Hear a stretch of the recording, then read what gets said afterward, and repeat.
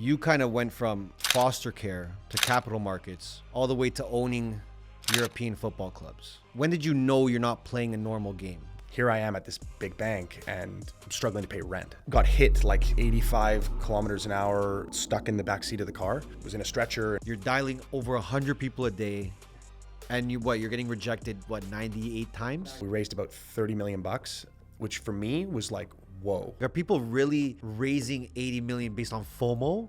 Some of the checks that you see come in for these opportunities are like, wow, how can I provide the best service for the least amount of money where the CEO and the management don't even think about it? Is there anything that really shocked you about owning a football club once you were in? Ronaldo's house is like 5-10 minutes away from the grounds. I think it's the coolest thing, and I really think football makes the world go round. Someone's out there trying to raise 100 million. What would you say is the most important aspect that they need on their side? Find out. Welcome back to the show, guys. We got my boy Dan with us today. Thank you for having me. Thanks for coming. Excited. Nice jersey. Thank you. You as well. How about mine? Yeah, it's lovely. Where'd you get it? From you. Thank you welcome. very much. Of course, bro. We're going to get into these jerseys later in the pod. You know, when I first started talking to you about your upbringing and where you are now, it's a crazy story, you know, and I want to tell that story. You kind of went from foster care to capital markets, all the way to owning European football clubs, which is insane. Yeah. And my question there is like, when did you know you're not playing a normal game, that this game of life for you was different? That's a great question and not the easiest one to answer. And I think, me and, what Fairfax was always just kind of me on my own. Mm-hmm. But it wasn't until kind of my mid-20s when my best friend and business partner Enrico joined, and he kind of looked at everything we were doing, and he made a comment. He literally said, he's like, this isn't normal that you're doing all of this on your own. And I had no idea. And as we've continued to, build Fairfax, and we've got an amazing young team, it's been the last 3 to 5 years that I've realized like this isn't normal. Just super grateful for the journey thus far. Because you're very young too. Yeah. Considering all the things you've done. It feels weird to even hear that, because it's you just don't know. You don't realize that it's your normal. Like, the whole foster care thing coming out, which is something I've never really spoken about publicly at all. I've never spoken publicly at all. By the way, we're popping his podcast cherry right now, which you guys know I love that. Yeah. First podcast ever. Yeah. But yeah, talk about the foster care side. Talk about your experience there. That isn't a normal upbringing, right? Obviously it had some effect as to the way you think at an early age. Yeah. So maybe walk us through that whole part of your life. Yeah. And I think it's weird because I remember it so distinctly. And I think when I was younger, it felt like I was in there for years, but I think I was only in there for months, maybe weeks. Okay. But it's weird because it's just your normal. So lovely people, lovely family. I remember one of the boys I was in there with, Tyler, he had a very different experience because I don't think that there was a family that was fighting to get him out. And I remember being older when I, was with my family again and thinking like, I wonder what happened to him. But I think it breeds something inside where you're definitely hungrier to problem solve. And I just don't know if I realized what that would have given me then, obviously.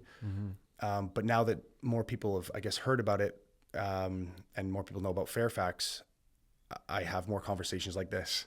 For sure. Where now I'm realizing how wild it is. But again, just super grateful, right? And my parents are awesome. It was a series of unfortunate decisions and events that led to that. Okay. But of course, grateful that they had the opportunity to kind of correct it on both sides. And, I didn't have to stay in a situation like that, foster care. Yeah. How old were you when you went in?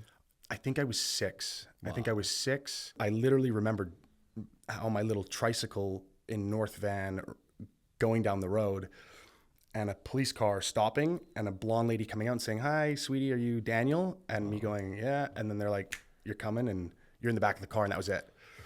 Wow. Yeah, and I like remember you didn't even get to say anything. Like, no, nothing. I must have been 6, and it was weird because I remember the first family's house that I was at 2, maybe 3.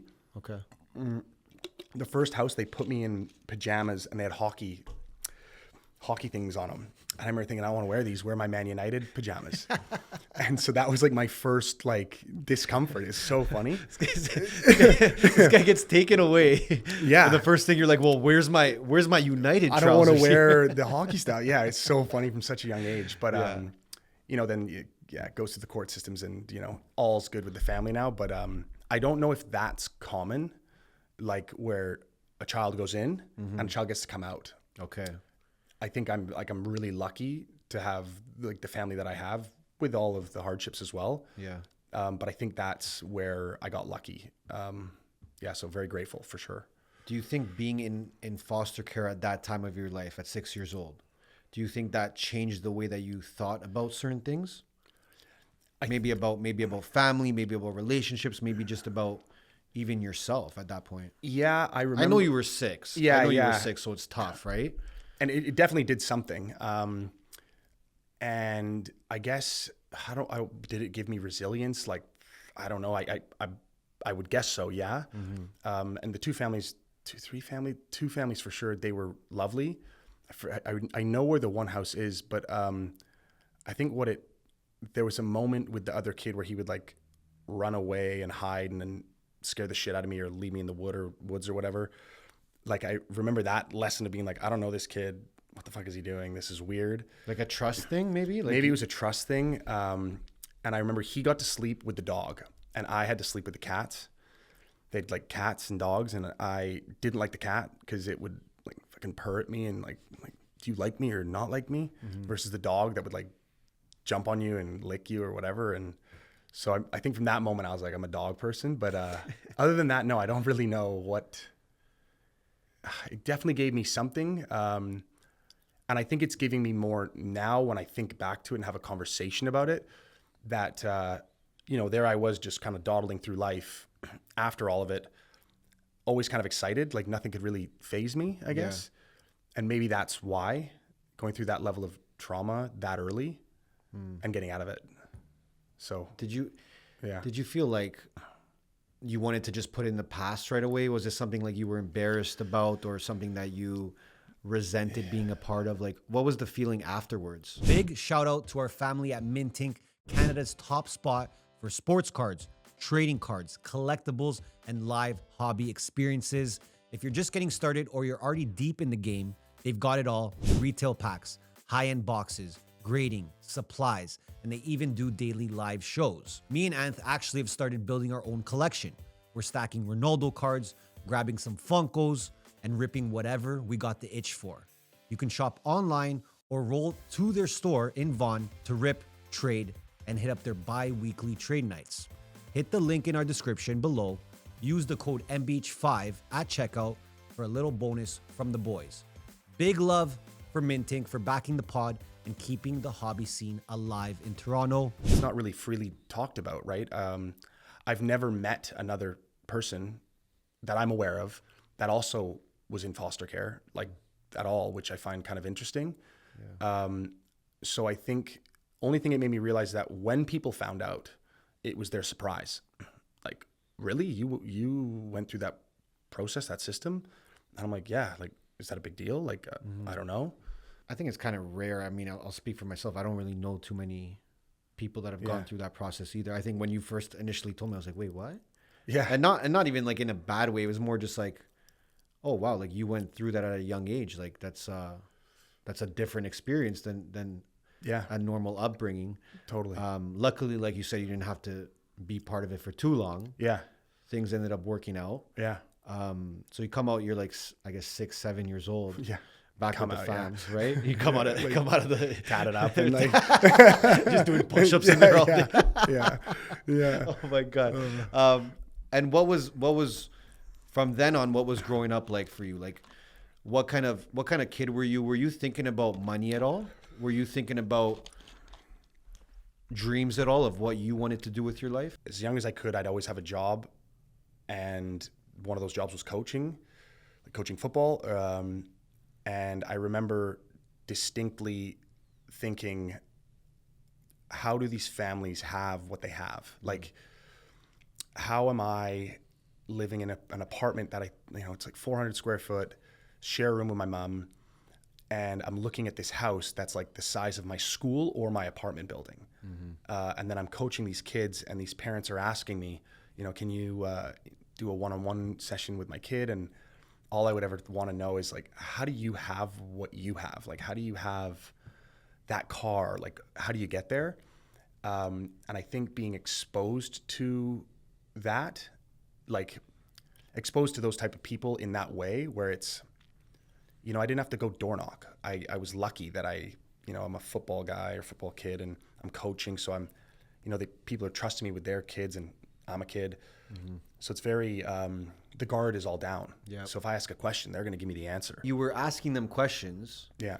I was like, okay, well, how do you get a house like this? Or how do you live in an area like this? And what were their answers at that point? Yeah, it was always something I noticed is it was always the same thing. It was always the real estate or the stock market. Okay. And I remember I asked one of the parents for like, hey, could I come work with you? And I remember him saying, yeah, for sure. But you got to remember, you have to do open houses on the weekend. And I think I was 16 or something at the time, thinking that's not going to work. I've got to play my own games on the weekend. I've got to watch the Premier League. And I'm probably going to be going out both nights. So there's no way that's going to fly. Is that like 16 years old? Yeah, something like that. And I'm thinking I might go pro or whatever. I wish I could go pro.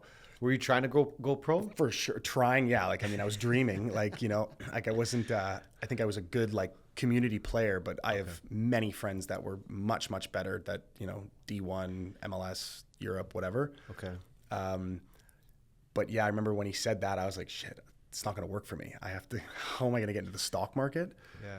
And that was where like 16, my focus sort of switched and thought like, how am I the worst student, can't focus, can't count to 10, so bad at math. How am I going to get into the stock market? So you didn't like school at all? No, I was awful. Wow. I could not focus. And I can keep rambling on about it. There was but I think that it's important because there was probably things that you were good at. For sure. Right? Like you were probably a very social guy. For sure. But like I'm saying, like because now I look at you now. Yeah. And you're a great networker, right? Yeah.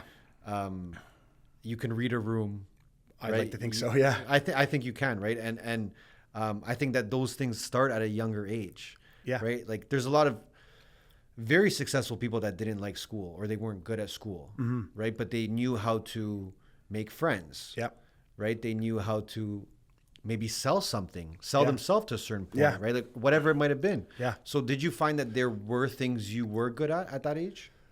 For sure. I think I was always liked by the teachers, and I was never I was never a bully. I think I was pretty friendly with everybody. And I think it's interesting, something I've learned over the last little while is that I'm an only child, and I didn't know that there's like things that only children do that are different. Okay. And apparently I don't do any of them. And I wonder if that's because of my earlier experiences where I had to learn how to share. I had to appease a family that wasn't mine. And I've always kind of thought maybe that did that help in any way? Yeah. But yeah, did I think about money? For sure.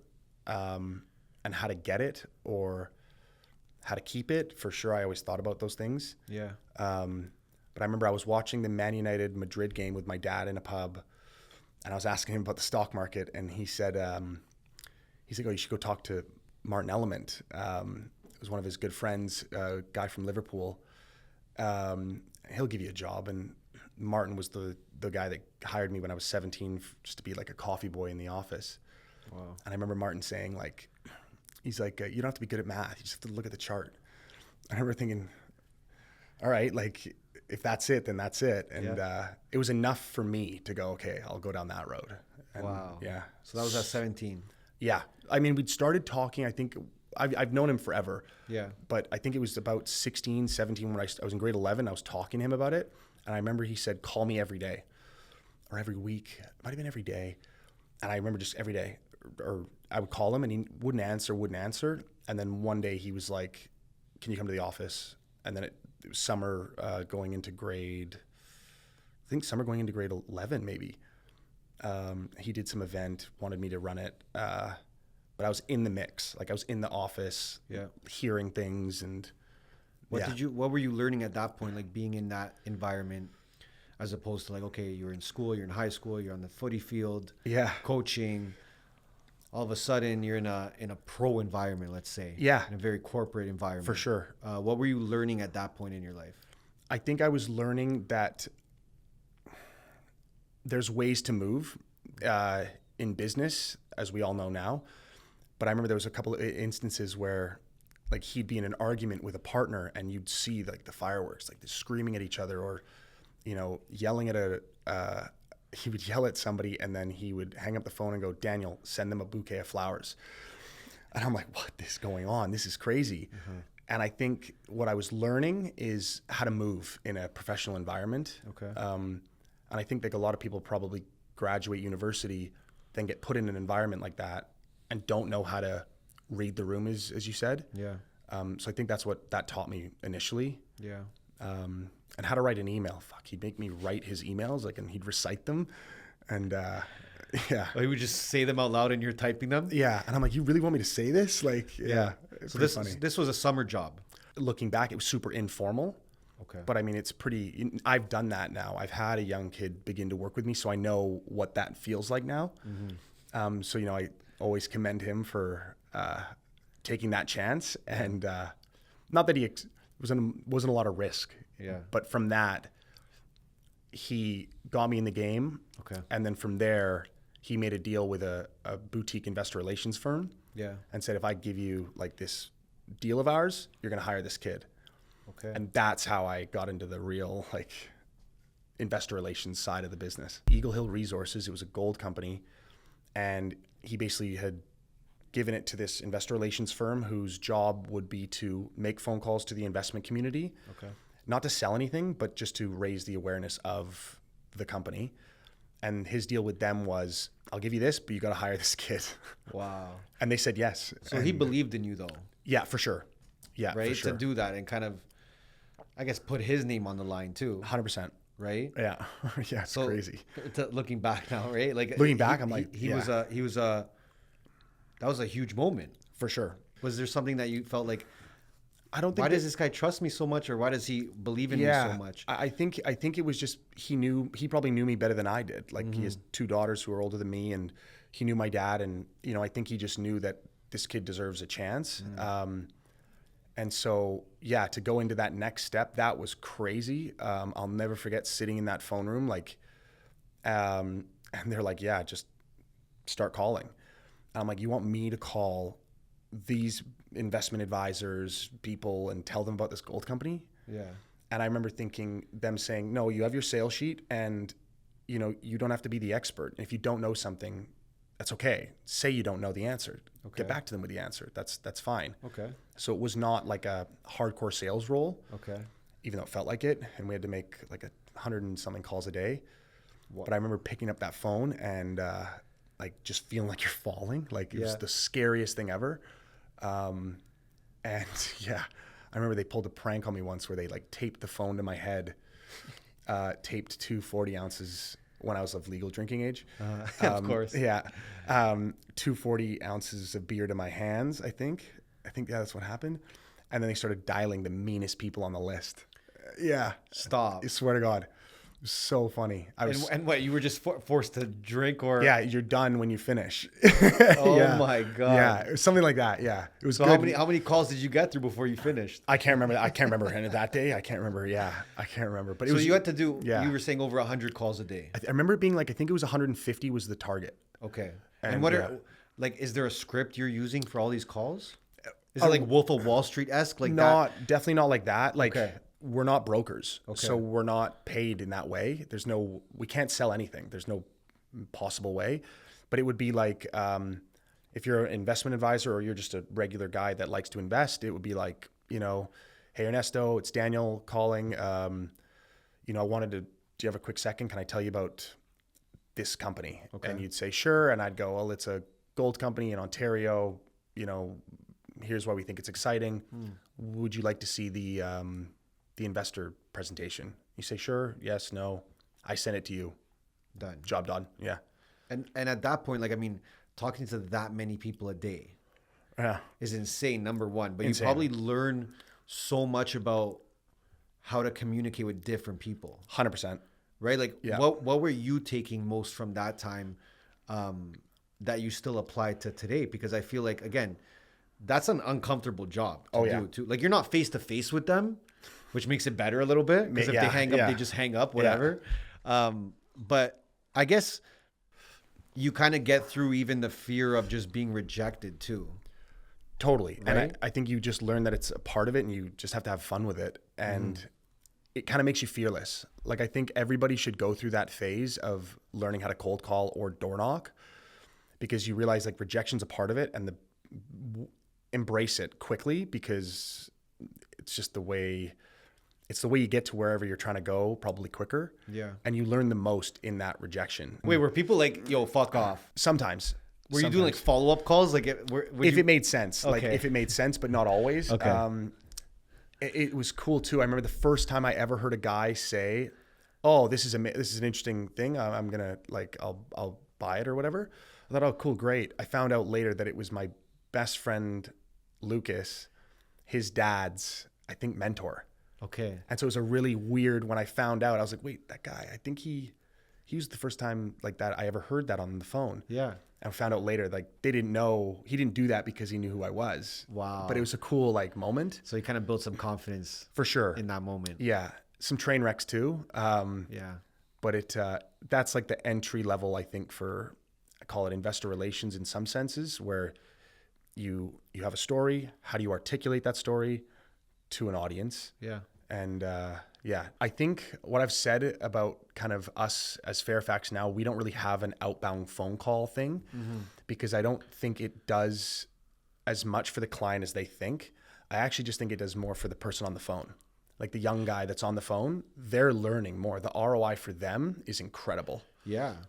despite what happens with the client. True. Like it's Okay, because if you were doing over 100 calls, you're dialing over 100 people a day. Yeah. And you're getting rejected, 98 times? 90, like, I think it was like 10% would answer, 1% or 2% might be interested, maybe. That's demoralizing. It's it's abuse. It's like, yeah. Right? Yeah. But again, I think that's so important, because you build this thick skin and you're used to rejection. I think getting used to rejection at that age, I think that set you up in a great way. For sure. Because like at that point, you're no longer scared to walk into a room and get a no. Yeah, it's expected. You're like, oh, if it's a yes, it's a bonus. I'm expecting a no. Yeah. Right? It's gonna hammer away anyways. So how long do you do the calls for? How long is that your role for? Yeah, so I think I did it for I want to say 3, 4, maybe 5 years probably. And at this point, footy is out of the equation now. Yeah, like I've said goodbye to it. Like you said goodbye. You accepted defeat. Yeah, accepted defeat. Like I wasn't even coaching. Yeah. I had like before I really dove into the markets, I was like working at restaurants, and I think I got fired from all of them. This is while you were doing the calling? It was like I was still working with Martin, Okay, and starting the calling, and then I still had like a restaurant job. Wow. And I remember like dropping the restaurant job and thinking, okay, I'm gonna really go into the markets. Did that for about 3-4 years. And it was right when all of my friends were graduating university. And you didn't go to university? Didn't go to university. It wouldn't have lasted. I went to like CAP for, I think, a month. Okay. And I remember there was like a test. I was in kinesiology. And there was like a test on the hand in the first month. And I remember looking at the sheet going like, I'm fucked. Yeah. And I walked out and that was it. I think a lot of people look at their exams and their tests, say the same thing. I'm like, yeah, no, never going to last here. But it was when the time came that the first IR from Progressive IR had was pretty, I don't know, call it medium size. Markets changed and basically they restructured everything and kept just me on. Wow. They like to say it was because I was the best, and I'd like to think that, but it was probably because I was the youngest and the cheapest. Could be a mix of both. That's whatever. And I remember it was just me with them for about 2 years in the new structure. Okay. And it was better that way because from going from the first way where I had to make a set amount of calls in a certain way to the new way where I could kind of be flexible. And I was starting to call investors and ask them what they were looking at and blah, blah, blah. Okay. But after that, it was about, I think 21, 22 when we graduate from university, or my friends did. And I remember my best friend Lucas saying, like, how are we going to make $100,000? Like, how do we do this? And that was the number? That was the number. And I'm thinking, like, I'm making like $3,000 a month, like making phone calls. Yeah. Like, I'm like, to me, that was crazy. Of course. And, I credit Lucas and all my other mates as well. Like, we were always all driven. And so even though Lucas had graduated with a business degree, he was thinking, like, what's the next thing? How am I going to get to that next level? And he had the idea, like, what if we go to the oil rigs? And I remember thinking, if you go and it's real, I'll follow. Okay. And so he went and he's like, yeah, I just got like $5-10 in my account.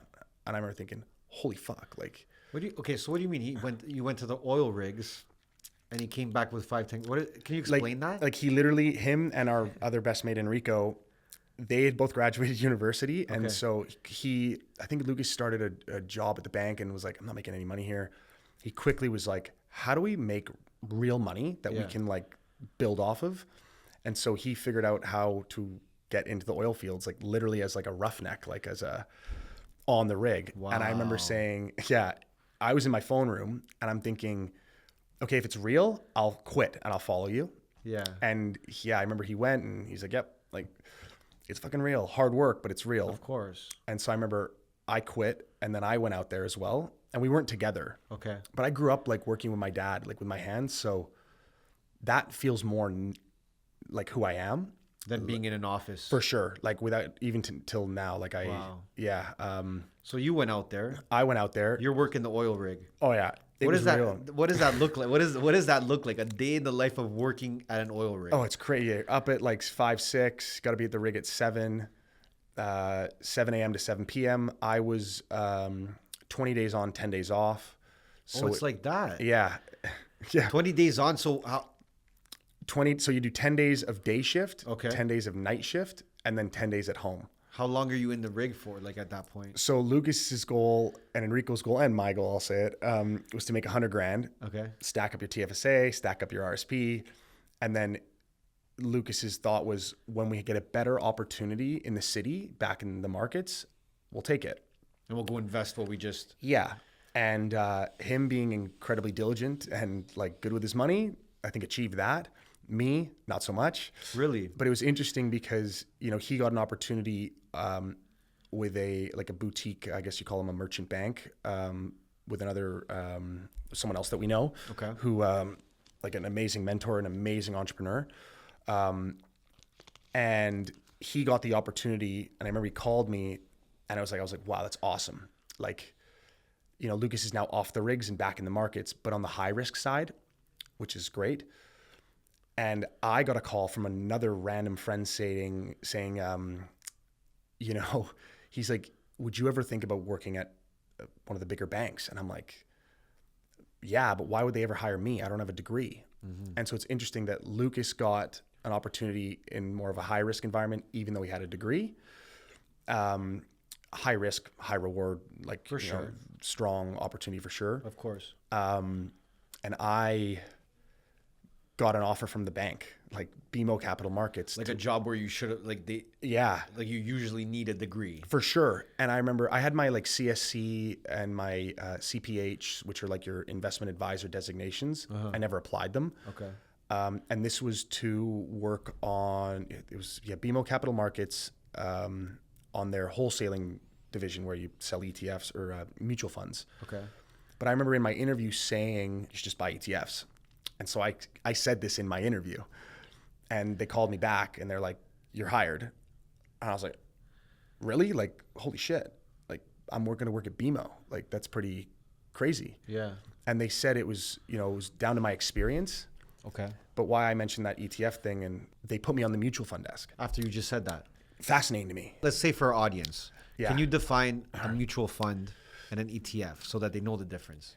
The difference between a mutual fund and an ETF is an Yeah. ETF trades like a stock. Okay. You can just buy it in the open market. You can buy it. You can sell it whenever you want. Okay. A mutual fund has like, what are they called? Redemption schedules, and you're kind of locked in, and Okay. it's a bit of a different structure, and there's different fee structures as well. Okay. I went through this in my interview. And then, next thing you know, I was hired, and I remember they said, like, I had 4 years of experience in the markets Yeah. when I was super young. And I never would have thought that would be valuable to a big six bank. For sure. Apparently it was, and kind of just It's proves crazy that that's what they value when they're actually saying, well, you need a degree to the general public. Yeah, well, that's what I mean. So then you're somebody Yeah. and you're like, okay, well, the bank never told me they want this 4 years of experience, so I'm just going to go to school because I have a better chance. Yeah. Meanwhile, it's not. you're like, I'm just going to go work because I want to make money and learn about this industry. Literally. And then they come to you and be like, oh, by the way, like, lucky for you, you didn't need to do all that and you did the right thing. Yeah, and I was thinking like, That's well, crazy. Crazy. And I remember thinking, don't I need a degree? And saying that to them? Yeah, what'd they say? No, they're like, no, like you've got experience. I was like, whoa, that's a major like door I've kind of gone through. Like, so this whole myth of like, you need this and you need that. It's not really. Did that true. make you think differently about the whole school system and the education system sure. at that point? For sure. 100% it would. 100%. You're like, it's all fucked. Like, this doesn't make any sense. Yeah. So you do the 4 years experience. You go to the oil rigs. I did not save up that much money. How did you not save? What were you? I mean, I 20 don't know, days man. on, 20 days on, Nothing 10 to days spend off. it on. Nothing. I was going to say, what are you even doing? I don't know, man. I'd come home and it was like, holy shit. Good 10 days maybe. Yeah. Of course I saved up like, a lot. I'm sure you saved a bunch. But how much were you making there? It was like about 10 a month. Wow. 10-ish a month, depending on if you had to hit a certain amount of safety days, or you, sometimes you'd stay in. So like you'd stay in on your 10 days off. Okay. And do 50 days. Yeah. What do you mean stay? Like, so you do you'd go in, let's say for 20 days. Yeah. And then you go home for 10 days, and you go back and do your 20 days. Sometimes if you could stay in for the full 50, 20, 10. Oh, so you don't 20. take the 10 day. Don't take the 10 days off, and you just rake in like so much dough. Like, oh my God. Crazy. That was probably like what? Probably closer to 12, 15K a month if you stayed. For the 50 days, no, probably more than that. And the thing is, when you're up there, you have nothing to spend it on. And like there was no drinking, there was nothing. Like it was super clean camp. That sounds kind of like depressing though. Like, were you? Yeah. How was life? Again, I don't want to go too back into it, but it's just interesting. Like, I think no one hears too much about what that job is like. It's tough. And I remember on the first rig I was on, there was a motorman from, I think he was from Mexico or Peru, and I saw him like kind of hiding out in the change room, and he was crying because it'd been his daughter's birthday and he missed it like 2 or 3 times in a row. And nothing you can do. It's like that lifestyle that you just get caught in. Well, you probably get used to the money too. Yeah, and then you have to live off it. You get, maybe now you change your lifestyle because you're making that much money. Yeah. I mean, even for you, was it hard to stop making that kind of money? For sure. And I think when I went to BMO and I looked at like, how much money I needed to make, and at this point I've got an apartment with Lucas. Okay. I was like, okay, the monthly payment isn't going to be enough for me, but the bonus will get me there. Okay. And I remember asking the girl after I'd obviously accepted the job, and a girl who I'd worked with, like, how many calls do you typically make? And I can't remember if she must have said 60 calls in a week.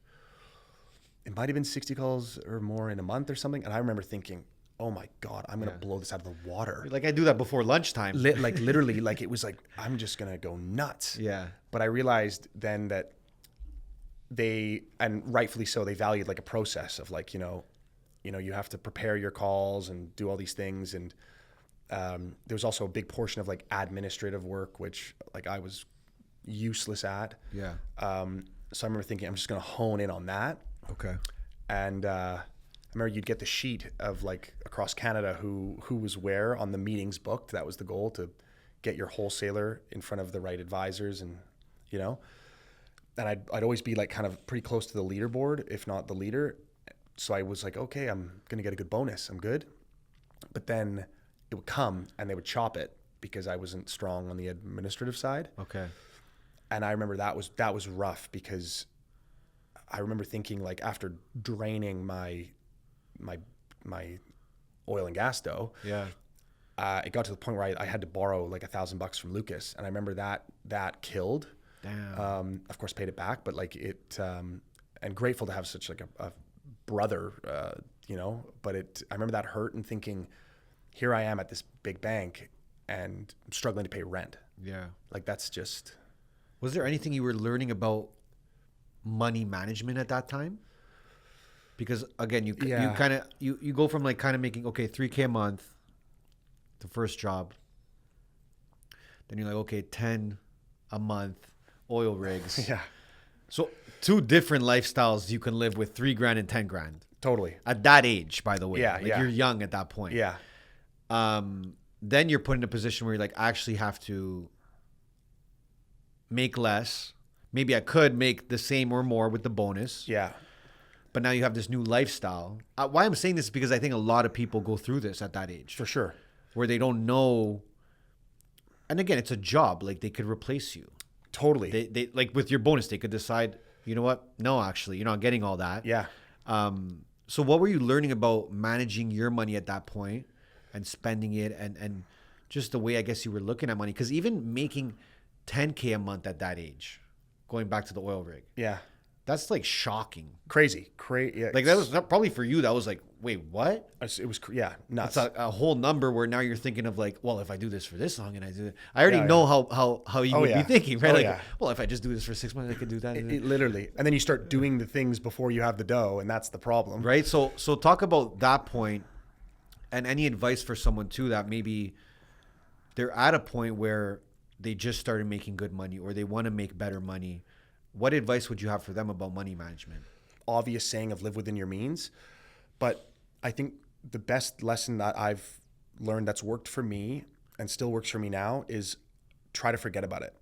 Like, the money comes in, park it and forget about it. Like, it's not even there. Don't even look at it. Like, just, go back to your basics and make sure you got enough, to cover your home and your mortgage or your rent, care for your loved ones, whatever. Like, keep that simple. Yeah. But always, like, tuck that stuff away, but like, forget about it. Yeah. Like, if you can forget about it, then you're fine, because it's going to grow. Mm-hmm. And, we've got a young guy that works with us now, and we gave him a bonus. And I was like, put that in your TFSA and like, buy like, the S&P 500 and forget about it. Yeah. Calls me like a week later and he's like, I went out, I pulled it out, it's gone. I'm like, fuck, dude. But I can't. Couple bottles later. Literally, it's like, fuck.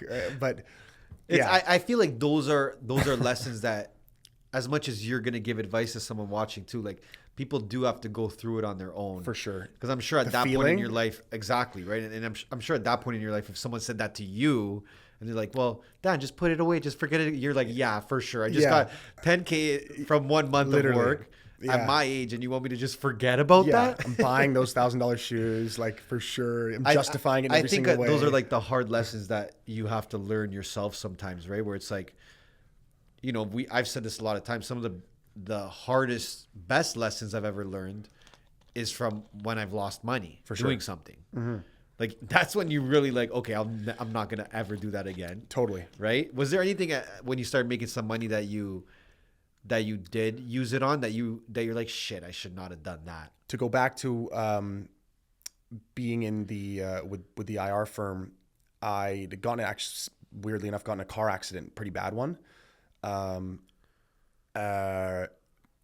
Everyone was fine, but I remember I dropped my phone when I was behind the driver. So I went down, and got hit like 85 kilometers an hour by a Toyota Tundra. And I got like stuck in the back seat of the car. Damn. And I just remember looking up, like, and I'm like, get out of the car. And I was like, whoa. And I was in a stretcher, and we'd been drinking.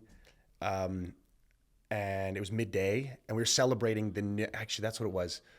We were celebrating the restructuring because I had stayed on. I had not gotten fired. Okay. So I'd gone out with some friends, and, you know, I can't remember what happened, but where I'm going with all this is I had a dear friend who had an injury law company. He was an injury lawyer, sorry. And he's like, we'll get you sorted. Long story short, I made like, I don't know, 30 grand from the settlement. Okay. And I remember buying like all like these high risk stocks, thinking, you know, I've been in this industry now 3 years. I've now got 30 grand. Oh my God. The most money I'd ever seen in my life. I've never seen that in an account ever. I think I was probably 19, maybe. And I bought like a silver company. I bought a copper company. I bought some like biotech deal and a couple other deals, and tried to tuck some away for rent. And all of them like went nowhere, dead, lost it all. And that was a moment that I was like, holy, like you think you know, and you just don't at all. Yeah. That was a pretty rough moment. And so going forward, you know, then I was in the rigs and I started really like catching up again. But then to go backwards after being a big six bank, like you realize, like, for me, it was like, how can I control my outcome more? And that was for me the real lesson, is like, how can you control your own outcome versus, you know, not like, how do you know, the bank just going, oh, your bonus is cut in half, and here's the reason, and you're just like, fuck, like. Well, I think a lot of people go through that, and I think a lot of people think that like they do want to control their own outcome. Yeah, you know, a lot of people just won't make a change. Yeah.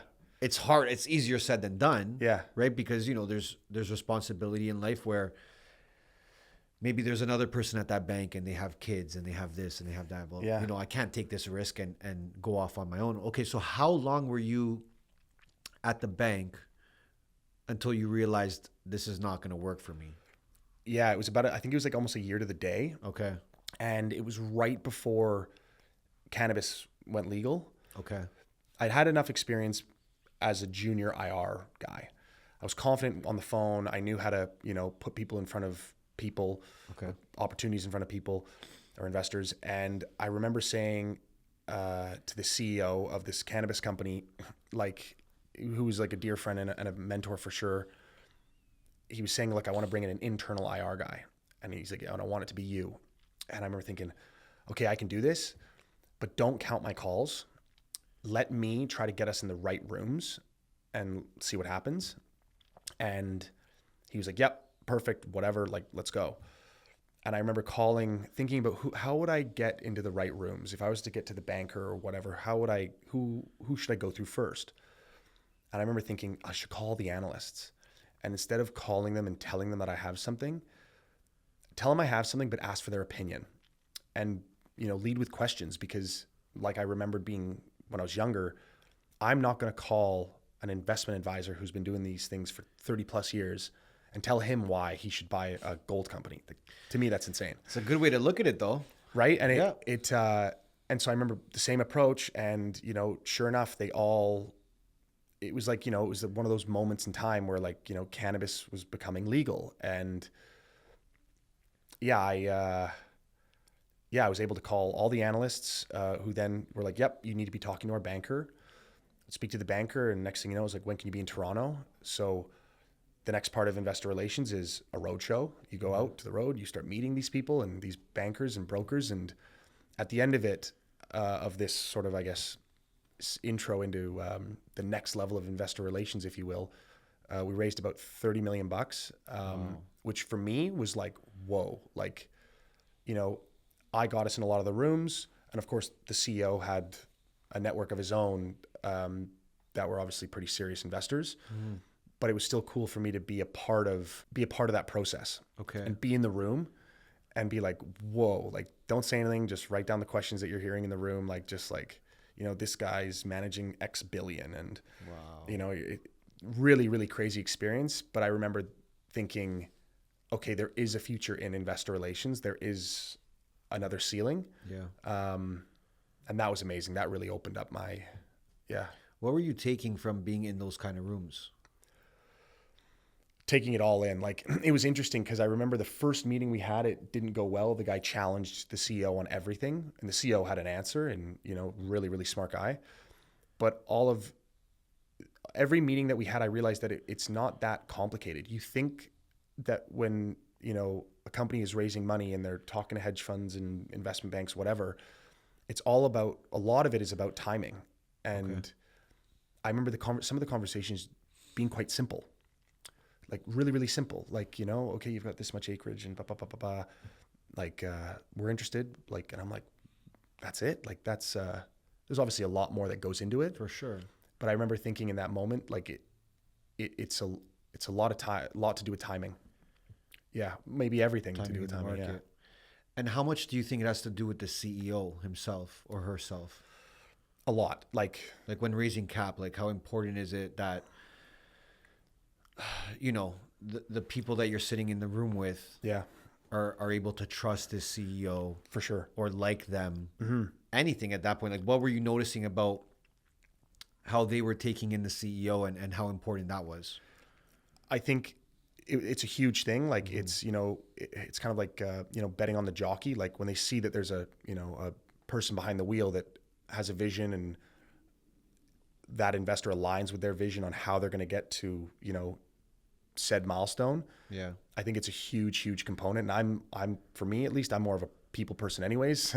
Yeah. You know, I'm not the strongest reviewer of fundamentals, but, you know, it's definitely like a key part for sure. Cause I feel like even when raising money, there's, again, you correct me if I'm wrong, you're the expert, but in the cannabis field, I feel like it's more tangible where like you can see like, okay, you have this acreage, you could grow so-and-so a year. Yeah. That equates to this much money. Yeah. Easy to see and easy to understand. Yeah. But there's like another side to raising money where sometimes you can't see those numbers that clearly. Yeah. You're kind of just like, I guess, just putting your belief in the CEO or the team behind it. Yeah. Would you say that cannabis was more like tangible where you could see those numbers and maybe that's what made those conversations maybe shorter when they're in those rooms? Like you're like, okay, a couple of questions. Yep. Okay, cool. I think so. Yeah. But I think it was such a new industry too, that I remember them saying in the meetings, like that they didn't know how to value them. They were choosing acreage because they didn't know another metric. Okay. At the time, I think. But I'm sure that, you know, there's so many ways to value things. Yeah. But, you know, there was the whole thing of like star power and like, you know, which celebrity was going to get involved with this deal or that deal. I think when it's such a new industry, no one really knows. True. And everybody's kind of waiting to see what happens. And you get your bulls and your bears, like your, you know, people that are, you know, for it and believe in it and people that don't. And, you know, I think it's that constant pull, but it was such a new industry. And I don't know if there had been a new industry like it in so long. Yeah. So, you know, you saw these stocks go from like here to here on, yep. Yeah, on like nothing. And the US hadn't come online yet. So it was funny how long that pipe dream of the US was just waiting. It was like everyone was waiting for it. True. Yeah. I hope that makes sense. No, it does. And I think even when it comes to like raising cap and doing a raise, I think we've almost come like, you know, desensitized to the kind of numbers we see now. It's like this company raised 300 million. Yeah. This company did this. And like, what do you think about all that when you see that? Because now you've been in those rooms now. Yeah. Right? Where it's like, are these valuations, how are people valuing these companies and how are they being able to raise this much money? Like, it's crazy. Yeah. Like, I'll just go and I'll see this company just raised 300 mil. Yeah, I know. I'm it's like, crazy. But in what?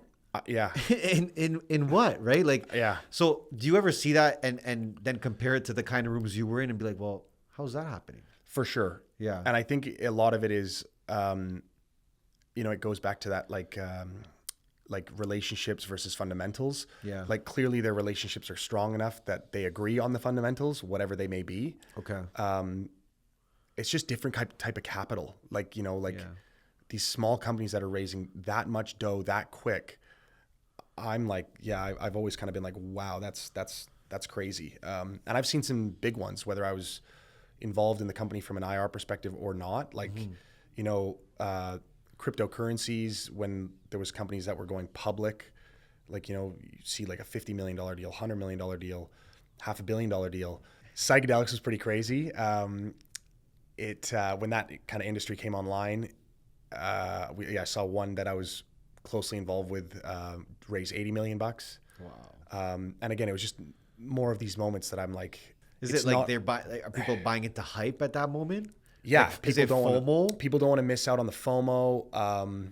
There's Like, are people really raising 80 million based on FOMO?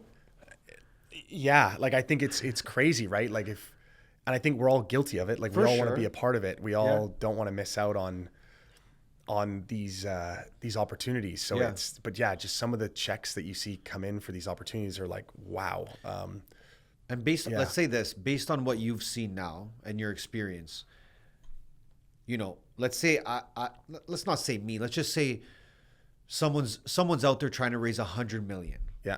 Okay.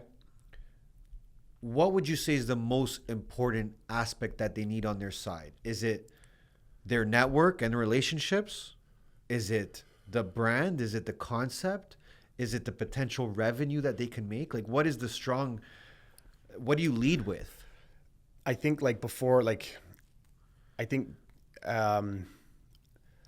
you got to go like raise money, you've got to have an idea. Like, you know, you want to build something, right? And you should only ever go raise the money if you really need that outside capital. Okay. But I think you need to be like, the person needs to be super clear as to what they're building, why they're building it. Like, what is the point of it all? And then find out what is that number that you need to, you know, raise in order to achieve whatever you're trying to achieve. Okay. And I think the reason is obviously everything. But So the reason is number one. in my opinion, if I'm going out and I'm saying I need $100 million for my company, yeah. what's the reason? Number one. Why? Okay. Like, tell me why. Okay. And tell me why now.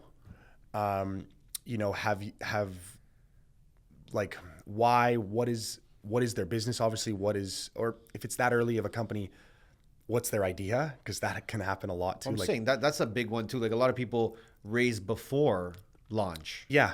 Oh, for sure. Right? Yeah. Yeah. And which is fine too. Chicken or egg, who knows? Okay. But I think the reason and having a clear idea of what they're trying to do or pull off or build. And I think one thing they need is like to be flexible, because if you're going into that and an investor who's probably invested in 100 versions of whatever it is you're doing might have some feedback and might go, well, you might want to do this. And so it's like that moment of, can they, you know, are they willing to be flexible in their idea because maybe there's an investor that knows a better way? True. Yeah, I hope that answered the question, but it's a tough one. It's like they need to have a real reason and a real purpose as to what they're trying to create here. And okay, so let me kind of play devil's advocate though. Yeah. Let's say I have a great reason, right? To you. To me, fair. Yeah. Let's say I have a reason. We won't say it's great. Then maybe I just have a reason so that it's to both of us. Okay. But I just don't know anyone. Yeah. Right? Because then I fall into yeah. this thing where it's like, yeah, you have the best this in the world, but no one knows about it. You have the best pizza in the world, but no one can ever eat it because no one knows it exists. Totally. Right? So there is an aspect, I think, with relationships, which that's the whole point of your business. Totally. At the end of the day. Yep. Right? But yeah, I agree. I think it's timing is huge too. Yeah. Right? Like everything we're talking about, cannabis, psychedelics, those sure. were all timing. 100%. Those were all based on timing. Now, if you try to do cannabis today, like it's a whole different. Exactly. Yeah. Right? And I think like to your point, if, you know, what I had in that moment in time, which I was lucky to be a part of it, is I had the product, the cannabis company, I had the timing, and I had the balls or whatever to pick up the phone and call. I knew who to call. I knew it was an investment bank. I didn't know them. Yeah. But I knew, okay, I'm going to go there. I'm going to cold call them, and I'm going to, you know, share this with them and let them tell me what they think. Yeah. And, you know, from that, you know, you can. Yeah, because you weren't really trying to oversell yourself. Like you said, you were asking them questions. Yeah. And you felt like that was actually also helping you build relationships. For sure. And learn. Where they were like, okay, like, cool. Like, he actually cares about my value. He's not just calling me to potentially try to sell something to me. Yeah. Maybe down the line he will. Yeah. Right. Yeah. And at that point, I guess, when it comes to the 30 million raise that you were part of, Yeah. how were you starting to build relationships with these bankers and these analysts now? What were you doing, and how were you moving around these guys? At that point, after that cannabis raise, I now knew all these people. I knew all these brokers. I knew all these bankers and analysts. So a lot of people came to me to go, "Hey, can you get me in those rooms?" Wow. And I remember thinking, like, I could do it via text. Like, I knew them. I could. It was brutal because they would always ask me to go golfing, and I suck at golf. It's the best business sport, though. I know. I don't golf either. I just said no. I'm like, I'm busy. Can't do it. I wish I've gotten better over the years, but. So you're saying a bunch of these corporations and companies were calling you to get into these rooms? Yeah, these early stage companies, whether they be in cannabis, mining, whatever, I was now a point of, like, people thought, okay, I can call him and he'll get me in these rooms. Yeah. And being still young and not knowing, like, how good I had it by being able to text a banker, go, hey, like, can I show you this company? Crazy. And they'd be like, yep, sure, perfect. Again, not having a traditional, I guess, education, and knowing how to look at a company, but not to the level of a banker. I would create these connections for these companies. Sometimes great, sometimes not so great. But what I found was, it was pretty interesting where one company, the first time it happened, I brought the company in and the banker was like, dude, this looks like crap. Wow. Like the website looked like shit. The deck looked like crap. And I remember thinking that had happened a couple times now. And I remember in my head going, I think the real opportunity is helping these companies prepare to be in this room. Like, I didn't know how lucky I was to have that first cannabis deal be buttoned up, ready to go. It was kind of like I got to step into this system. Yeah. And so I realized, like, that is such a missing piece in a lot of what these companies need. They're not ready. Like, they haven't done the simple things. Wow. Yeah. So that's where, it gets kind of like more going to meet with a banker and trying to raise. Yeah. And not having things like a website in order. And so you were seeing this a lot. Well, I remember the first banker kind of mentioned it, and then I started noticing it. It's something I couldn't unsee. Yeah. And it was like, you've got a website guy then you've got a graphic designer guy who would do the deck, and the website person. But the problem with, like, public companies is the news releases are what changes something, right? So a company announces, Nike announces the new shoe. Well, how is that shoe not on the website yet? Wow. It's things like that. Like, as an example, so just like inconsistencies across the brand as a whole, or the company as a whole. Exactly. Okay. And I would be fighting with the website guy going, dude, you gotta change this on the site. There's a new CEO. Yep. And then I'm calling the graphic designer guy going, hey, and next thing you know, they're not answering. So I'm on the back of WordPress trying to figure it out. Like, I built presentations and this is a part of it where I didn't know how much I was doing until Enrico kind of stepped in and was like, dude, this is crazy. And that's the gap I really saw, thinking, why isn't this all connected?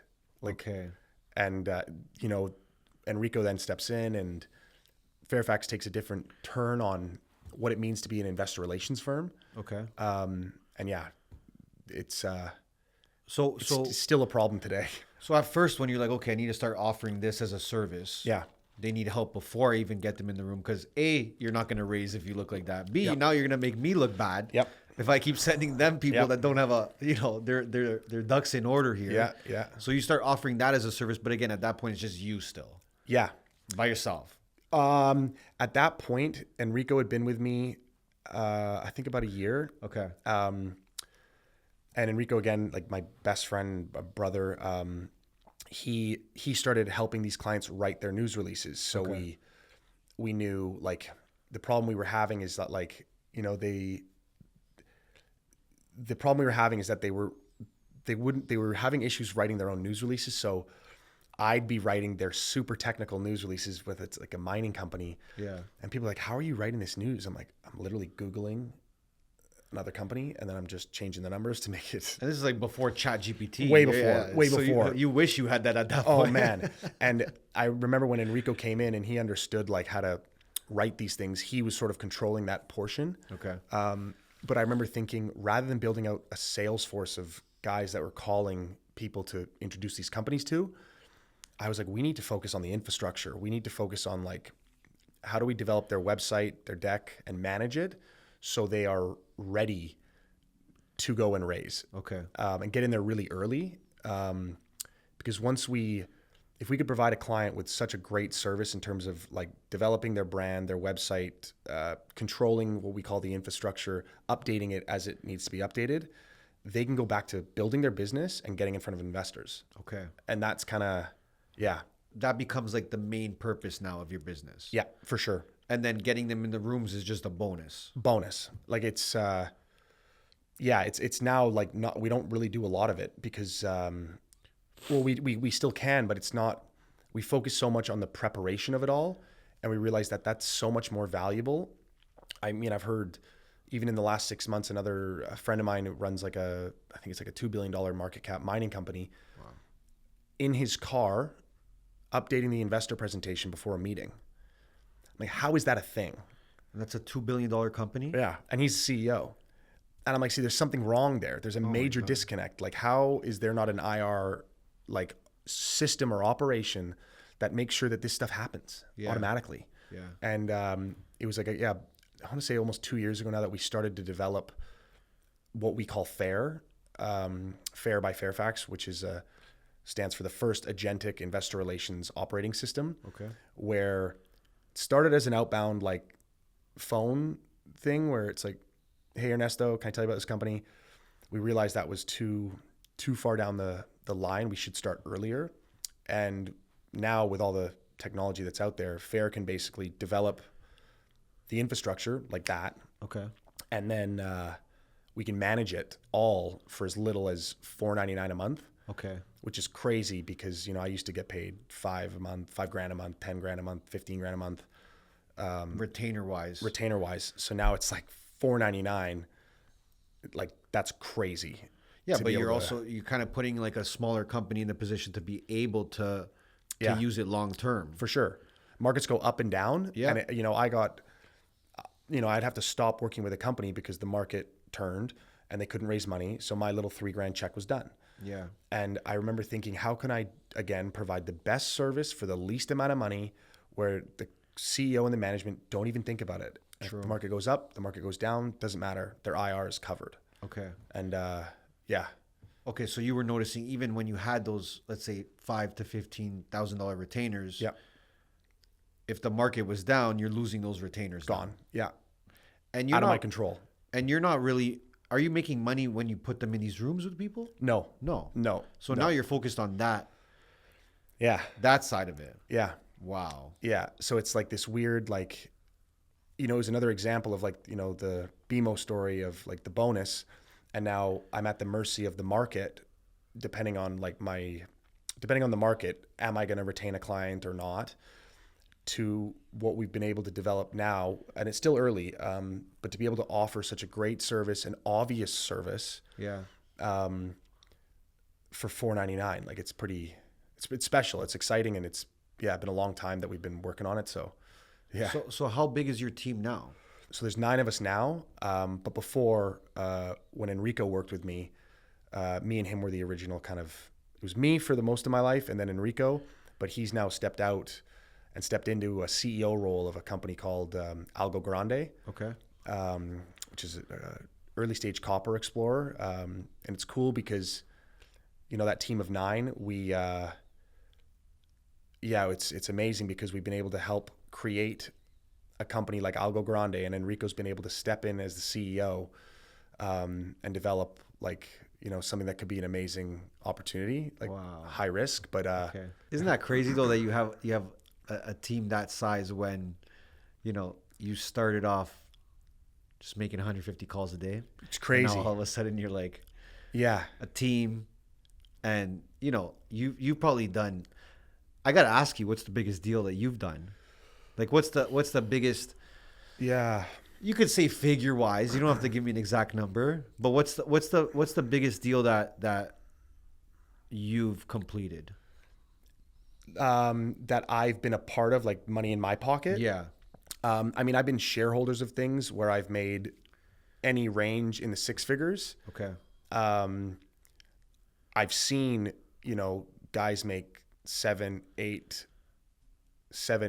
9 figures. Nice. For sure. Wow. Yeah. On one Yeah. deal. Yeah. I haven't had that before. But yeah, I'm definitely in the six figure range on one deal, or like on one deal at a time, maybe. Okay. But it's also, there's definitely a few big losses in there too. So We'll talk about maybe some of the losses if you can. for sure. And I think like my worst one was a private company. It was a drink company. Okay. My gut told me not to do it. I wish I never did. It's just not a space I know, but on the hype of it, we were able to raise like about 2.5 million USD. And I lost definitely in the six figures there over the time, and all of it. Yeah. Not a great scenario. So you lost six figures there. Yeah, for sure. In the span of what? Like, what was the? I want to say maybe a year or two. And it's like kind of like, yeah, it's just brutal. Like What did you learn from that? Like, what are you taking? Like, I know you said you didn't follow your gut, that's number one. Always follow your gut. Yeah. But what did you learn from that? Because again, like losing that amount of money, even though you're doing deals in the same range, and it's coming in, still a tough pill to swallow. Oh, and I still like think about it. Like it's crazy because we could have raised more. Like people were just super excited. And I remember thinking, like, what am I going to do after this? Like, cause I'm not, it hurt so bad because it ended so poorly. And I just remember thinking, I'm never, ever going to do that again. I'm never going to go into a private company in an industry that I don't understand, where I'm going to put so much on the line. And I'll never do that again. That's a tough one. You couldn't prepay me. Like, it's just, I think I lost more emotionally. Like, yeah, not fun. I don't think the average person knows what it feels like to lose six figures. Yeah. I wouldn't recommend it either. No. Yeah. If I could give anyone advice. No. But maybe talk about mentally when that happens. Because again, you're in this game. Mm-hmm. You're in this game of big wins, could be a big loss though. Yep. Right? How are you dealing with that mentally? When you go home after and you're like, I just lost six figures. Yeah. How are you dealing with that? How are you getting past that? And I think on that particular occasion, it was a private company, so it's not like you saw the loss. Like it was sort of like a slow death. Yeah. But I think it's, you just have to on to the next one. Like, didn't work out. Like, keep building. Yeah. Because if you kind of like sit in it and feel it, it doesn't help anybody. Yeah. And that one's still a long recovery from an emotional standpoint, and in my like relationships and stuff. Yeah. Yeah. Oh, really? Oh yeah, like relationships like with people I know and friends and yeah. But I've been on a bit of a journey to like, make sure it's all Get the wins back. Get the wins back. Yeah. Get the wins back up. Yeah. Okay, so let's talk about you taking a nosedive into the football world. Yeah. Right? Yeah. I think that's something that I look at and is so full circle for you. Yeah. Speaking of how much footy meant to you. Yeah. In the early stages of your life. Yeah. You had to accept defeat, that you weren't gonna be a pro. Yeah. Right? And now you're actively, I guess, purchasing or right? Like investing into these football clubs, which is so cool. I mean, so cool. My man Ant isn't here with me right now. I know. But one of our goals was always to buy a football club. It's like it's the best. I think it's the best thing ever, right? It's the best. And when you originally told me that, I was like, think about how many questions I had for you. I'm I like, can't imagine. How does that work? And how much did you put in? And what do you have to do? And how much do the players come? Who are you going to sign? I know. Very cool space to be in. Like, I think you have to be very lucky to even get to a position to be able to do that in life. For sure. So when do you take this step in your career? I know this is recent for you. And how does that even start? Like when's the first, what does that first opportunity look like to you? Where are you flying out to? Who are you talking to? And how are you making that happen? Talk about the team, talk about everything. Yeah. And it kind of goes back to like my early days in the markets, where there was a day where actually the individual that Lucas ended up working for called me and he's like, hey, can you come to a meeting? I'm meeting 2 Portuguese guys who are trying to raise money to buy a football club. Okay. And I'm like, yeah, I'll come to that meeting. Like, not about mining. Like, of course. Like, yes, 100%. So we go to the meeting, meet these 2 great guys.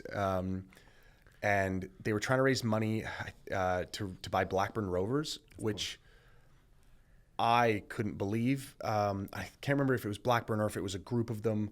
Blackburn was definitely in the discussion. What was so fascinating about that is my family in Manchester, my uncle moved to Blackburn. Okay.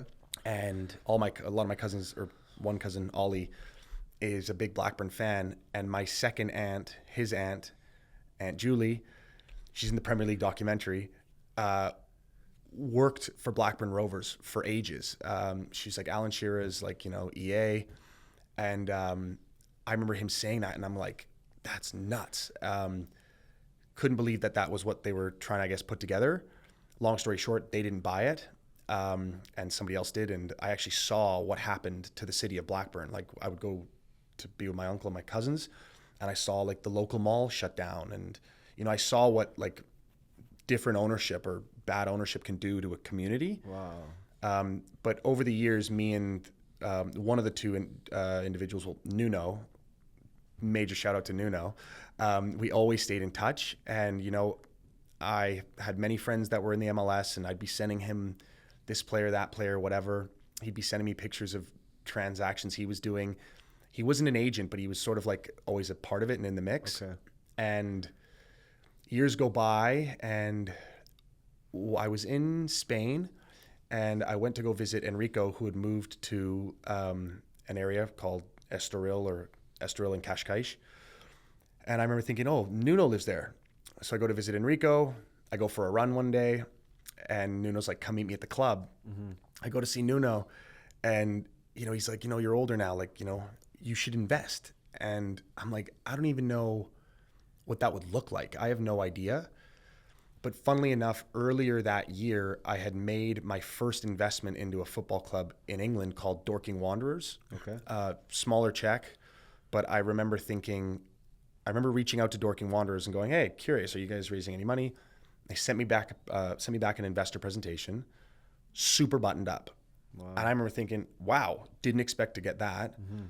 That was my first check into like the football world, but I'm not really a part of the project. Okay. And I think that's what I was looking for. I wanted to be a part of something. But to jump back to Portugal, and I'm sitting with Nuno, and I'm saying, like, I don't know how that would work, and I don't have like that type of money to make that type of impact. I think if I were to do this, we got to go raise you real dough, like, and buy a stadium or build a stadium, like do the whole thing. So I passed on it only because I couldn't really see it.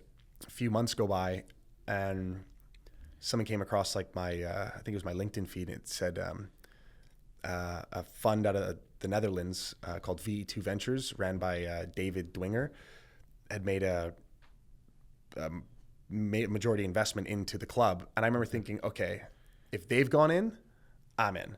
Okay. And so I called Gonzalo, the CEO of the club. He's a young guy, super smart guy. Called Gonzalo, called Nuno. I said, I'm in. Like, I'll do like a lesser amount, of course. And it was nice because I got to experience how I invested in the fund, which then is the major shareholder of the club. Okay. But from that, then I was like, okay, I'm in this. I can, like, it felt like a project I was really a part of because of my relationship with Nuno and Rico happening to move there. And that was really the initial kind of, holy shit, what have I done? So okay. So what is your role now with the club? It's just a super fan, I guess. I mean, now Yeah. you get to see it from the inside, Yeah. right? You get to see a football club from the inside, and how it really works. You know, fans and average people like me, we just go to the stadium and Yeah. watch the game, Yeah. watch it on TV. But you Yeah. get to see it from a whole other angle. Yep. So maybe talk about what you've been seeing now, being inside. It is a business. It's a startup company. It's a startup company. It's the same thing, and it's the whole thing. I always I feel so grateful to work in the public markets because being public means you have to move in a certain way. Like there's compliance, and you have to, if you press release something, like, you know, there's all these things you need to do. Okay. And so I can't help but look at every other thing like that. So, you know, I can't help but watch, like, you know, the issues we had in early days with like the club's laundry. We didn't have somebody to do the laundry. Wow. So one of the young guys that works for me and is also a player, and he's now signed with the club, was doing the laundry like till like 2 a.m.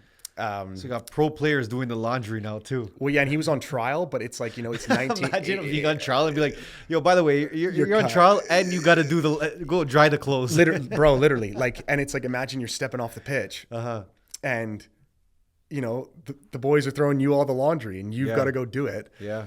The first team, the U19s, and then you've got to be back for training. Yeah.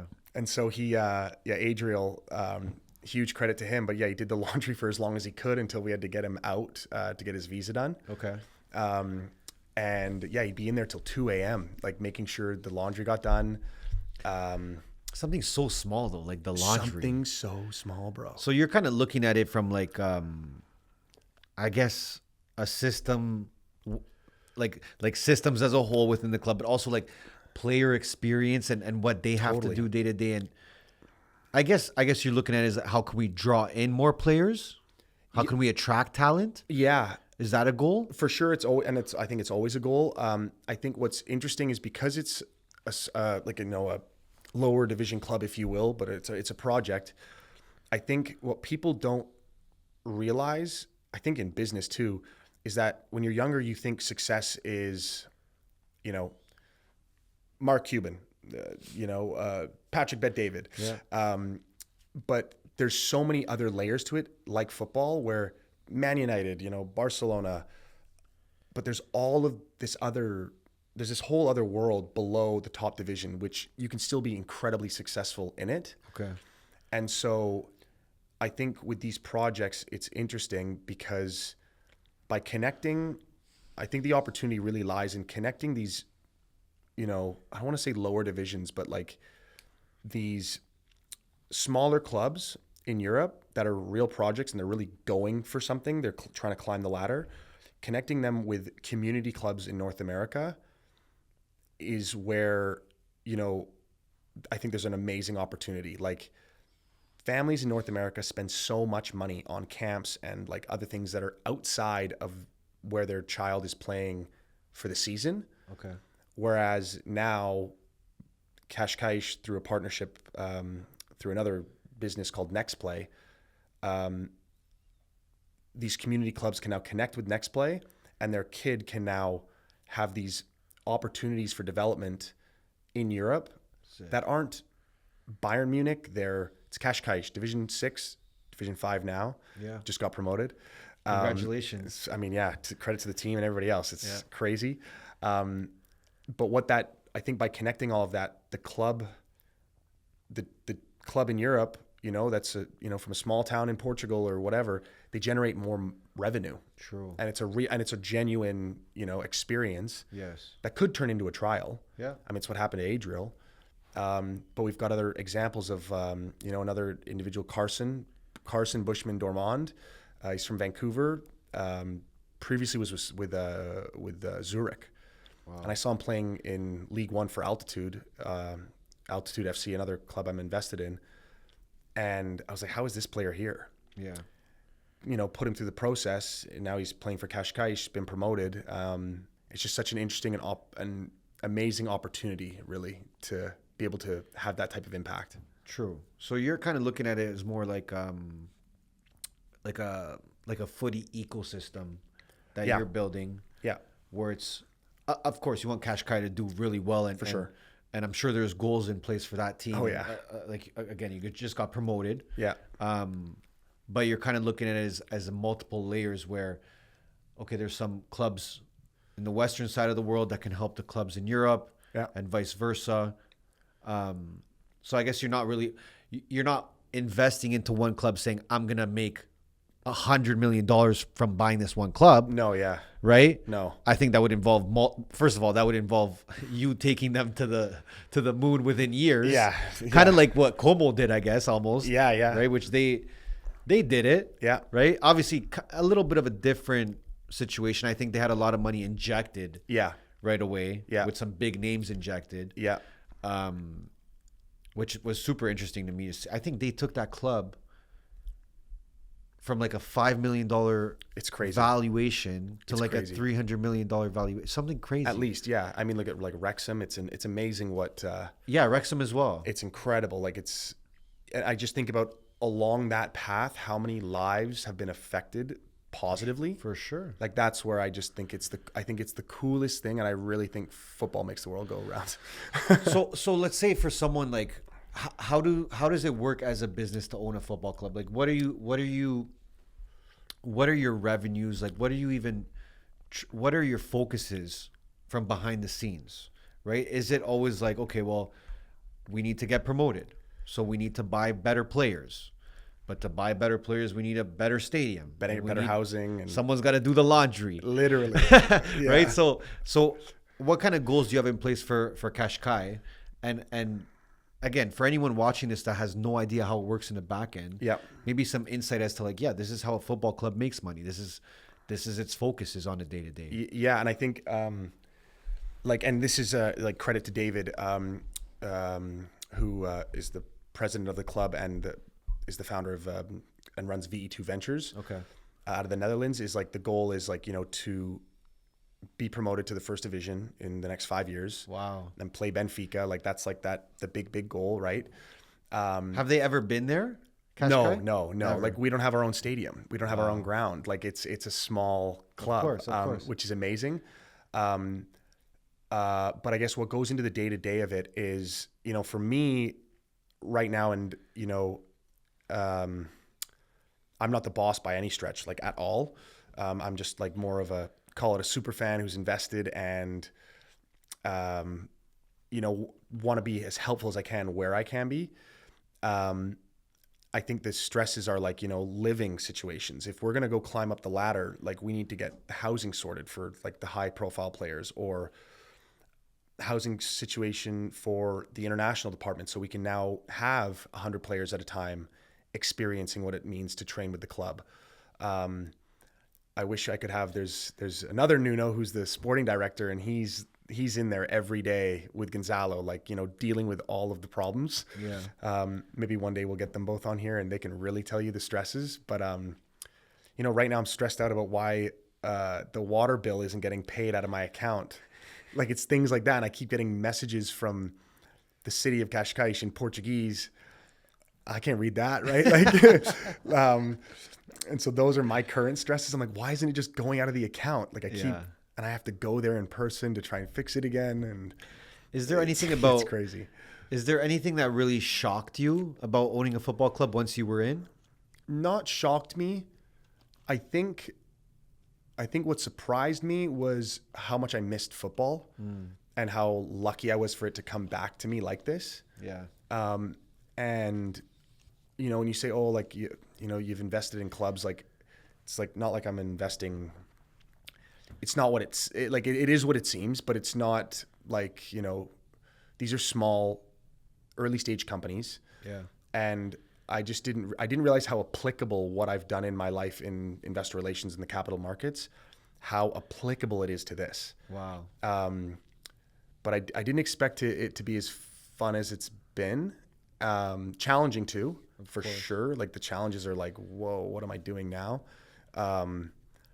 But yeah, it's definitely like a new thing, and just trying to learn, I guess, as much as I can, and trying to make it sustainable, because Of course, yeah, but I think this is more of like a passion thing too. Like for sure. again, they're like startups, right? Where it's like you're not investing six figures or seven figures so that you can get a return in the first quarter. This is a whole different game. Yeah. Like Yeah. you're kind of in it for the long run. And you can't back out. Like that's something Of course. you can't like, oh, I'm not in now. Like you've got to keep going. You have to, yeah. And you kind of think of like, I think about what would it mean if like the club got promoted all the way to the first division, and like, I had no more money. I think I'd still be so happy. Well, dude, if they got promoted to the first division, first of all, you would make a lot of money. Sure.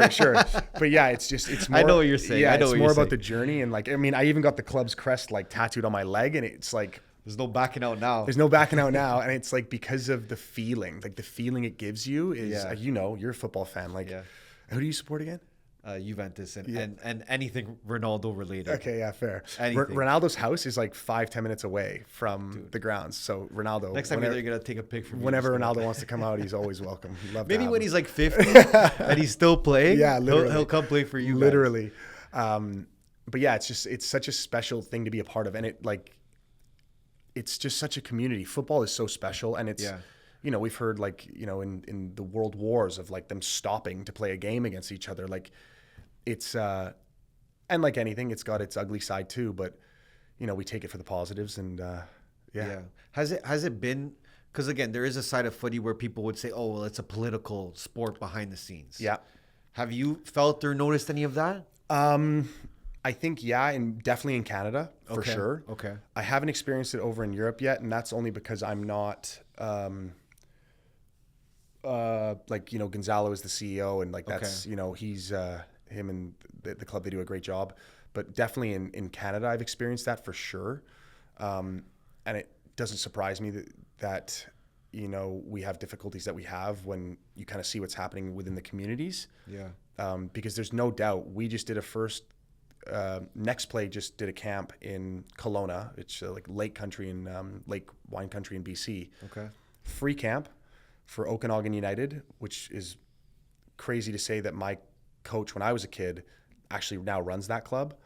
And it's amazing because he was the first club to say, yep, let's do this free camp. The two coaches we brought out from Cascais to run the camp in Kelowna, Tiago and Fred, they were looking and saying like, these players are talented. Like there's a 12-year-old that they were like, he could go into Benfica right now. Wow. 2-footed, like looks with his head on a swivel, like, and I just don't think these young players get to go over there early enough to like showcase what they. You have to go early. You got to go early. You can't go when you're 18. No. You can, but it's you're really late to the party. Rough. Yeah. I've always said that we have incredible talent here. Yeah. And I think if anything that, the talent here has now been seen more by the US for sure. Yep. That's happened the last 10 years. Yep. Where it comes to NCAA and MLS. Yep. But I still think there's a missing piece when it comes to Europe. Yeah. And the talent we have here. And you have to go early. Like once you start thinking, oh, should I go to Europe, and you're 16, 17, 18 years old, it's like you have to remember the kid over there has already been there since he was 6, 7. Yeah. Now you're trying to take his spot. Totally. You're coming in. He knows the chemistry, the team, the coaching staff. It's tough. So I really appreciate what you're doing, trying to be that connecting piece. Yeah. Similar to IR too, right? Same Just thing. Connecting. Yeah. So what have you learned from, what are you taking now from the IR world and applying it now to the footy world? It's a great question. I think it's back to, something I realized that I learned pretty quickly was like, to your point, there's such a large talent pool in Europe. Why would a Portuguese club sign a North American player who doesn't have a passport?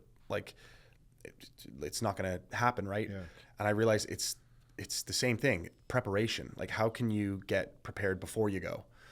And, lucky and grateful that, Gonzalo, who is the CEO of the club, but also the CEO and founder of this thing called Next Play, comes over to North America, runs a free camp. So it exposes the players on this side of the pond what it means to train in Europe. Like, how does it feel? Okay. And so, when they're 12 or 13, now they're not surprised of the not only the things that happen on the pitch, but like your visa, your days, because there's so many players I know that go over to Denmark or whatever, who they just go and they're like, oh, this guy's going to help me with my visa. Yeah. Not a chance in hell. Like, there is so much work that goes into just the visa on its own that people take for granted. And we went through it with Adriel. Like, he went over, trialed, had to leave. We did it like 3 times before the visa process finally kicked in. And we got that done. But I think what am I taking from, my other world is it's the same, like, you need to be prepared. And that might not mean just what's on the pitch. Yeah. And are you prepared to like leave your family and this is what it means to go pro, right? Like, do you really want it? So is this where you're dedicating most of your time now? Like, is this something that you're like, okay, I really want to double down on this side of my career and my investments? It's not where I'm spending most of my time. Okay. I think what's happening with us in the capital markets, and what we're building as a team is awesome. It's, we're definitely busy at in the capital market side of thing. Would I like to spend more time in the football world? 100%. Me too. Like, oh my God, I played like men's Div 2 in Kelowna, and it was like, oh my God. Yeah. It's pretty crazy. Like, I realized I've never been on a pitch where the kickoff, like the ball goes backwards. What do you mean? Like, at kickoff now, it doesn't have to go forward. Yeah. It can just go back. Yeah. I've never been on a field when that happened. Yeah. Yeah. The first game was men's Div 1. I played Div 1 and I was like, whoa, like this is, shocking. Well, okay. So whenever you want to buy a team in Italy, you got to give me a call. 100%. Me, Anthony, Jay. Yeah. You got a whole team ready to Let's go. go. We could also all play mid together. For a charity game or something. Actually, he's gonna be our left back. Perfect. Right? Okay, so you're telling me I don't need to invest millions to own a soccer team. 100%. You do not need millions to invest in a football club or soccer team. It obviously depends on like the valuations and the league that it's in, and what are the fees, etc. And but it really is a lot less money than you'd think goes a long way in supporting these clubs on their journey to, climb the ladder and achieve what they want to achieve. So let's say I wanted to invest in a team. Yep. And I wanted it to be a healthy amount. I don't want to have 0.01%. Sure. But I also don't want to own the whole thing. Yeah. What would you tell me to put aside? What is a realistic number? Let's say something between Div 4 and Div 5. In the 5-figure range. Wow. Yeah, in the 5-figure range in Europe. Yeah. To not, have control of the whole thing, but to have a meaningful piece, I think. Yeah. Probably like the high 5-figure range. Okay. I think people would be shocked to hear that, though. For sure. Right. And I think it's important that, like, if you, depending on the structure of the ownership, like, if you own a percentage of that club, you have to then put that in every year. Oh. Like for the fees, right? Okay. So like to play, to continue to play. Like you don't have to you don't have to invest your same amount in, of course, but I think based on what you own, you have to, contribute the fees to the club. And what are the fees? I think like some of the budgets are like, €500,000 And what is that covering though? Like field, like, ref, like all these things that just kind of go into it. And you hope that your club can pay for it. Yes. But if like, a lot of them run at a deficit, so the owners are ponying up more and, Okay. like I think I just paid some of the league fees for League One in BC. And so that, we have to do that because the club's not profitable. Okay. And that's the whole thing, but you definitely don't need millions to get involved, for sure. And you mentioned you guys signed the player from Sporting. Well, yeah, so it was cool because when, the rebrand happened, which was done by V2 Ventures, and, we saw the lineup and I started watching the players train and stuff, and I'm looking at these guys going, hold on, who's that player? Who's that player? Who's that player? I remember they were saying like our left back was noticeably like super solid. Okay. Nothing flashy, but just like, super structured in how he played and experienced. And I remember they said, he was Adriano, shout out Adriano, was the captain of Sporting Lisbon's under 23s. I think he was 18. And I think when, I don't actually know exactly what happened, but management changed from the top. I don't know if it was when Ruben came to Man United, but I don't know if that was it. But he basically was released. Okay. And then, a player at that age, that quality, to just get released. Crazy. And, what that would do to the confidence. I couldn't believe that a player of that caliber is just in the leagues, kind of floating around, trying to like figure out his life. Yeah. And he lands with us. And I'm like, it's amazing to be able to be that place for some of these players. Of course. They're all going to be upset if I don't give them a shout out now. Of course. But we've got Quaresma, who I think played for Estoril as well, which is Division 1 in Portugal. I can go on and on. Bruno. Yeah. Bruno, who works for us at Fairfax sometimes as well and can't speak a lick of English, but we somehow communicate. It's epic. Yeah. And another player, Tayo, who came in from Korea. So it's amazing to see like the quality of players we've been able to bring in. Yeah. Like we're built like a Division 4 club. Yeah. And some of the players that were at Cascais before, Delgado, number 7, great guy. He was with the club before. Okay. And so it's cool that he now gets the opportunity to now play with these players too and climb up the ladder, right? So our keeper, Thomas Fullis, I think grew up in the sporting academy as well. So it's just crazy to think of all these characters that we have, like, put them together and see what you can create. It's super special, yeah. What was the biggest deal of your life? I think the biggest deal of my life is Algo Grande. It's the copper company that Enrico is the CEO of, because it means the most. What's the most money you ever lost? 6 figures. What's one investment you would never touch? Beverage company. Wow. You got trauma from that one. Fucking hell. Yeah. Football club or hedge fund? Football club. Any day. Any day. That was the fastest answer you said all Any day. all day. Any day. Yeah. What's one trait that's helped you win, but it's hurt your personal life? I guess my tenacity and my energy. How so? I thought this was rapid fire. I'm interested as well. I think in like personal relationships, like I've always had high energy. And I quit drinking about over 3 years ago now, and my energy's just gone up.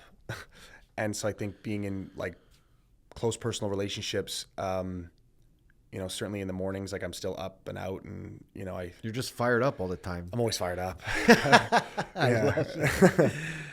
If you had to make $1 million from scratch, what's step 1? Find out what you enjoy doing. Like, and I say this in a way that, in my friend group growing up, I was always the guy that knew where the party was and, knew who was where and who was doing what. And it's ironic because in my younger life, I realized I was just the connector. Mm-hmm. I go into my professional life, I'm still just the connector. I'm in my passion project, still connecting. Mm-hmm. And so I think if you can really simplify what you're good at in your network that you might not realize has value, try to figure that part out. Mm-hmm. Everyone told me coming out of high school, you should go into human kinetics because you're an athlete or whatever. I was like, that's a brutal advice. Yeah. Didn't last a month. So yeah, that would be it. What's the fastest way to get in the right rooms? You have to find out what the room is, what room is it, and then figure out who controls the door and call them. Yeah. Don't be afraid to call them, and don't be afraid to ask for help. Find out what room they're in, give the bouncer $100. Right? Same thing with me as the analyst, like, hey, can I have your opinion?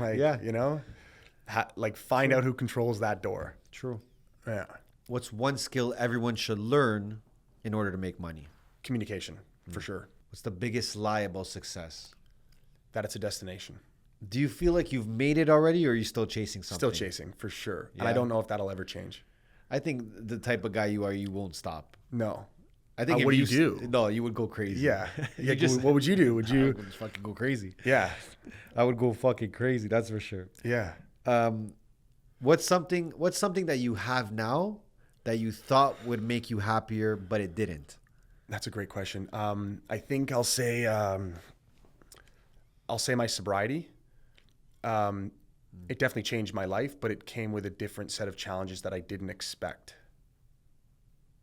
And it's not like a urge to drink again or anything like that, but just a different set of challenges that I didn't foresee. Did you chase money or did money become the scoreboard? I definitely chased money, and I won't say it was ever my scoreboard because I could never manage it. Yeah. Really good at making it, terrible at saving it. Really good at making it and spending it. So yeah, chasing money, not the scoreboard. As detailed as you can be, manifest something right now that you want to come to life in the next 5-10 years. Okay, I'll say, and we kind of just did this exercise on a little retreat we did with Fairfax, but 1,000 clients, we have now a scalable model. And the reason we have this thing, we're calling it Road to 1,000, is if we have 1,000 clients, that's 1,000 early stage entrepreneurs and founders that we've helped get prepared to get to the next level that they need to, or, want to get to, and 1,000 players. And what that means is we have something called Fairfax FC, Fairfax Football Consultancy, which we call it like the sports and performance division, if you will, where 1,000 players, boy or girl, that we've helped, similar to, Adriel, realize that there's another way. If you can't go pro and make, 100,000 pounds a month, but you're not good at school, there's another route. There's the whole world of entrepreneurship, and everybody's good at something, and sometimes they just don't know what, and they don't know how to apply it. True. And that's that whole thing with 1,000 players is how do we help 1,000 players, again, get to their next phase of life. And yeah, I hope that makes sense. 1,000 players, 1,000 clients, 5 years. Yeah. Let's go. That's it. That's easy. Easy work, dude. Easy work. Easy. I mean, big for us when we were used to having like 4 or 5 clients, but It's all relative to where you are. 100%. And you start to get insensitive to numbers. Totally. And you say 1,000 clients. Yeah, we could do that. We could do Yeah. that. 1,000 clients seems like fucking holy shit. So let me ask you, does money buy happiness? Directly, no, but indirectly, I think for sure. I think money buys you 2 things that are critical in life and football, and I think that's space and time. And if you've got, money, you have it in a way that, you can organize and structure your life the way you need it to be structured. Yeah. I think that then affords you the ability to have options and, handle certain scenarios in the best way possible for whatever the situation may be. So yes. Yes. Like, can you go to the store and buy happiness? No, money will that'll be a problem. But we've both, I think, been in situations where money would have made it a hell of a lot easier. And yeah, that's for sure. That's for sure. Is there a number for you that you look at and be like, I want to make this much and then I'm good, or is it not really like that? Yes and no. Like there's another thing, again, we worked on as a team at Fairfax where it was, if we got this many clients, that means paying for this new tool that we've developed based on the revenue. One of the, call it the junior VPs for us, would be making like 50 grand a month, like passive. Wow. Like that, to me, that's cool. Yeah. Like that is a cool way to build your business and build up your team at the same time. Of course. Because what's the point in having it and just not sharing it? I've never really, I don't know. I think a lot of people say they do that, but don't actually do it. So I've definitely got a number, but it's not about having one big high number, but more about how it, what it can break down into. True. And how it can literally impact lives and, build football clubs and have epic stories. And because I realize what's the point? What are you going to do? You make a bunch of money. Thank God I've got football. Yeah. because it's so fun. I was gonna say, you make a bunch of money, you just buy more football clubs. Yeah, or just do more things with Or you it. build one up. Yeah, right? and it's like, because to me that whole football is like, it's such a purpose. Like there's promotion in Europe, there's promotion, relegation. Like you know, there's hope, or you know, and there's fear, and like it's an amazing thing. Dan, I appreciate you, man. Appreciate you, bro. Thank you for having me. I hope I Keep did inspiring. Okay. If you ever need a striker or a center mid, I can make it happen. Back, I can make it happen. I got a left back for you right here. Yeah. You take payment, like gift card payment, or anything. Yeah. Even take food. He'll do the laundry too. Whatever you need. Perfect. No, I appreciate you, man. Thank you, Keep bro. killing it. Super proud of you. Thank you. What you've been able to accomplish at a young age is very motivating for guys like me. So keep killing it, bro. Thank you, I look bro. forward to seeing what happens the next 5-10 years with you. Yeah. And we'll be working closely. Yeah, I'm excited, and thank you for having me. And Anytime, bro. Yeah. All right, awesome. Bro. Peace, guys.